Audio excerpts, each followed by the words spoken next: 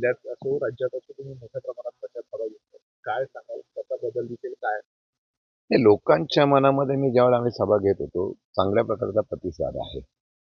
आणि मला वाटतं, की आत्ताच्या ह्या जिल्हा परिषद पंचायत समितीला चांगल्या प्रकारचं यश सातारा जिल्ह्यामध्ये नाहीतर महाराष्ट्रामध्ये पण पाहायला मिळेल. फक्त निवडणुकीची स्ट्रॅटेजी बदललेली आहे.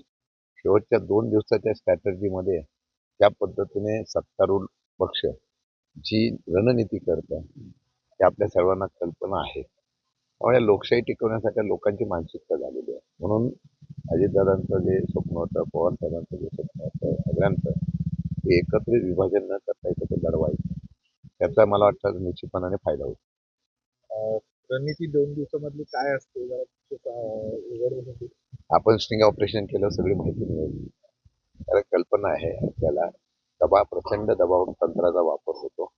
मी आता फिरतोय, कार्यकर्त्यावर प्रचंड दबाव असतो, सत्तेचा दबाव असतो आणि मग विकास कामं केली जाणार नाही, मग आम्ही बघून घेऊ, अशा प्रकारची भावना ही लोकशाहीला धोकादायक आहे. हे सगळीकडेच अनुभवाला आलेला आहे. मला त्यामुळे लोक प्रचंड दबावाखाली असतात. मला वाटतं की लोकशाहीमध्ये मुक्तपणाने निवडणूक करण्याची ही फ्रीडम असायला पाहिजे आणि वेगळ्या प्रकारचं नंतर नियोजन इतकं होतं. पण मलाही खरंच सांगतो की लोकांचा प्रतिसाद फार चांगला आहे. मनातून लोकांची इच्छा आहे की ती इच्छा प्रत्यक्षात या निवडणुकीला पाहायला मिळेल. दादांच्या जाण्यामुळे अनुभूती वाटतं. साहजिकच आहे. महाराष्ट्र हा नेहमी विचाराचा महाराष्ट्र आहे. एखादं नेतृत्व ज्यावेळेला महाराष्ट्रातून जातं तेव्हा महाराष्ट्र पोहोचता होता आणि मला वाटतं त्या पद्धतीची भावना ही अजितदादांच्या म्हणून मी त्या दिवशी बोललो की चौकामध्ये ज्यांनी दादांना कधी बघितलं नसेल, फक्त एक महाराष्ट्राचं नेतृत्व म्हणून, एक चांगलं नेतृत्व म्हणून ज्यावेळेला फ्लॅग्स लागतात, पक्षभेद बाजूला ठेवून जेव्हा लोकं उभी राहतात आणि सहानुभूती आहे आणि ती सहानुभूती निश्चितपणाने दादांच्याबद्दल होती.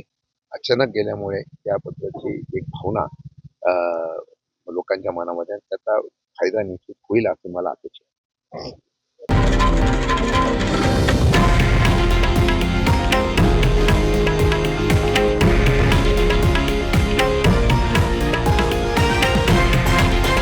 हे आहे देशातील नंबर 1 न्यूज नेटवर्क आणि आपण पाहत आहात TV9 मराठी, एकमेव.